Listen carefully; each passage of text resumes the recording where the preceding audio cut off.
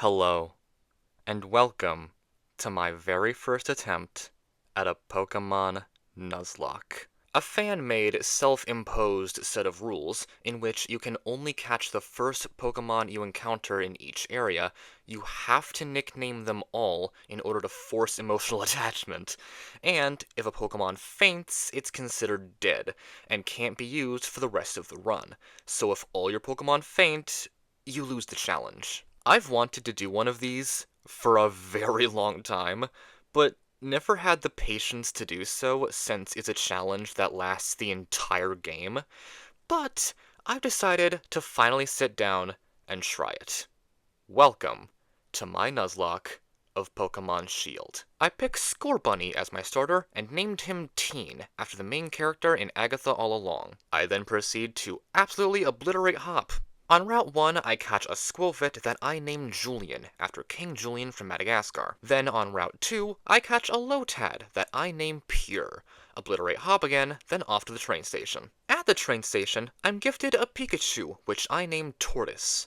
I also catch a Moor the Slowpoke. I find it so strange that you can get, 2 to 3 Pokemon at this train station. While venturing through the wild area, I catch Science the Bunnelby in Rolling Fields, Deer Mallow the Bounsweet in Dappled Grove, and John Michael the Wingull in East Lake Axwell. On my team, I replace Science with John Michael and Julian with a Moor, then off to Motostoke. Head over to the hotel, obliterate Team Yell, and then obliterate Team Yell. Say hi to 11 from Stranger Things, and then obliterate Hop again. On Route 3, I catch a Pancham that I name Boy, who takes Amour's place on the team. Now, I'd personally estimate that if you include trainer battles, it takes about 10 to 15 minutes to get from the beginning of Route 3 to the end of Galar Mine. Not that long, right? Well, I lost Teen and Pure to a random trainer on Route 3. Boy, the Pokemon I've only had for 2 goddamn minutes, was lost to another random trainer on Route 3. I lost John Michael to a random trainer in Galar Mine. And when I put a Moor back on the team, I immediately lost her to Bede, as well as Science and Deer Mallow. I lost 7 Pokemon in 15 minutes! I am honestly shocked I survived. I genuinely thought the run was dead there. All I have left is Tortoise the Pikachu and Julian the Squovit. I lost an entire team's worth of Pokemon and then some in less than 20 minutes. The only reason I didn't white out and lose the run completely was because I kept switching out my dead Pokemon for living ones via the box link. Deer Mallow evolved into a Steenie right before she died, just to rub salt on the wound. This is when I had the realization that I had royally underestimated how important grinding is to a Nuzlocke. All of my Pokemon were decently underleveled, which is why they all got killed to such casual fights. So, as soon as I reached Route 4 and caught Baby the Joltik, I immediately started grinding up what was left of my team before I faced the first gym. But first, I head back to the wild area to get some new encounters. In Westlake Axwell, I catch a Wooper, who I name Sliver of Hope. I found a match shop in the Watchtower Ruins, and I killed it. Luckily, I found another match shop in Northlake Mylock. Who killed Julian? Yeah, I ran away from the match shop so I could pay proper respects to Julian. In Giant Seat, my encounter was a very strong Mudsdale, who was 20 levels higher than me. So I ran away from that encounter before I could wipe my entire team, because I couldn't catch it anyway. In South Lake Mylock, I catch a Timpole, who I name Roll. I try for one more encounter in Motostoke Riverbank, but the resulting Corvisquire was too strong for me to catch, so I ran back to Route 4 with my new Wooper and Timpole. I then proceeded to grind like crazy, getting Sliver of Hope into a Quagsire and Roll into a Palpitoad. With my new current team of 4, I enter the Grass Gym, expecting the worst. I herd the Wooloo with no problem and go on to fight Milo. Tortoise and Baby take down his Gossifleur with ease, but when his Eldegoss came out, I realized I was in trouble. Tortoise and Baby were low on health from the previous Gossifleur, so I sent out Roll to take on Eldegoss, and he gets absolutely destroyed in one hit.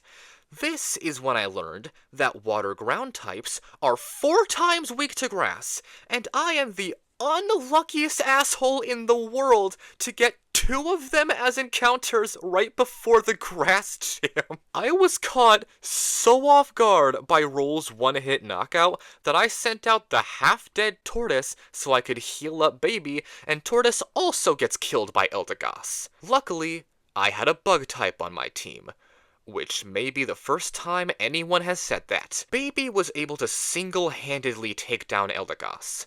The grass badge is mine, and I once again only have 2 Pokemon left. On Route 5, I catch an Esper that I name Whittle. With the grass badge now in my grasp, I now have the ability to catch Pokemon up to level 25, so I head back to the wild area to try some more encounters. In Bridgefield, I found a Litwick, who was level 26, 1 level too high for me to catch. So I run away from that bullcrap. I try Stony Wilderness, find an Impidimp, who's level 26. So I run and head back to Route 5, having wasted even more encounters. Back on Route 5, I get Sparky the Toxel from the nursery, get the bike, obliterate Hop again, and then off to the water gym. Baby's Electro Ball basically allowed me to one-shot my way through the entire gym. That is, until Nessa sent out her Dreadnought. I thought I could take it out with Max Lightning, but for some stupid reason, the turtle was faster than me, and took my baby away from me. I was able to take out Dreadnought with Sliver of Hope, but Baby's death really hurt. With the water badge now in my hands, I made the same stupid mistake for the 3rd time, and I head to the Dusty Bowl in the wild area to try and get a new encounter. My encounter was a Dubwool who was 20 levels stronger than me, and killed our Sliver of Hope. Sliver of Hope was the first Pokemon I caught after losing 8 consecutive team members counting Julian the Squovit. With Sliver of Hope dead, it honestly felt like the run died along with him. But we have to keep going. And also, I am never going back to the wild area! I head towards Galar Mine 2 to continue the story. I attempt to catch a Wimpod, but I didn't take its ability into account, and it fled. After the loss of Baby, Sliver of Hope, and all of my failed wild area encounters, and that stupid Wimpod, I decide to grind a bit more before anything else happens, evolving Whittle into a Meowstic and Sparky into a Toxtricity. Honestly, one of the coolest duos I've ever had on a Pokemon team. Random tangent, I've never really given Meowstic much attention, but now that I have one on my team, this looks freaking awesome! Meowstic is definitely growing to be one of my new favorite Pokemon now. Anyways, I head back to Galar Mine 2, obliterate Bead, and then Whittle dies to Team Yell. I then proceed to obliterate Team Yell in Whittle's honor. Remember how I said that Meowstic was a new favorite? How convenient that she immediately died after me saying that. With no current options left for additional encounters, I head to the Fire Gym, with nothing but a Toxtricity. Conveniently, the Fire Gym challenge basically hands me 3 new Pokemon, in the form of Afton the Litwick, Stovetop the Sizzlipede, and Foxy the Vulpix. I know that's technically catching more than 1 Pokemon in a single area, and against Nuzlocke rules, but I literally could not move on to the Kabu fight unless I caught at least 2 of them, so I don't know what you expected me to do. Sparky, being a bit too overleveled, basically one-shots the entirety of Kabu's team.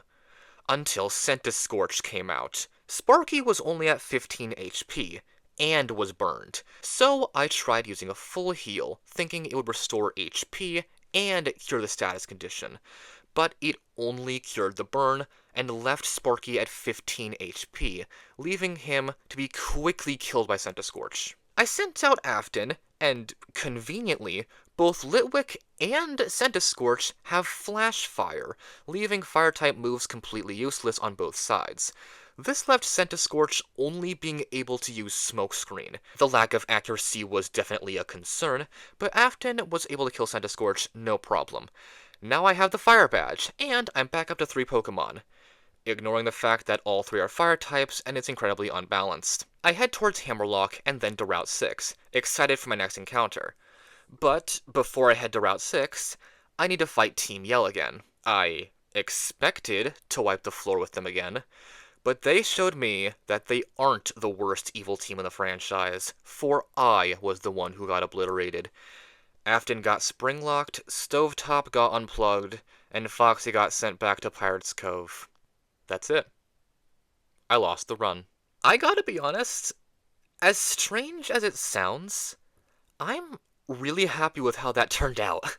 That run was a lot more difficult than I was expecting, which made for a fun challenge, an entertaining video, and now I know to be more careful next time.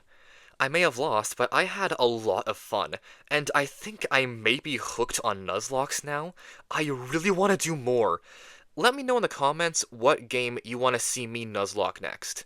Don't worry, I'll be sure to keep grinding and tight matchups in mind next time. Thank you so much for watching. Make sure to subscribe, and make sure to get a hug today. Bye-bye-bye.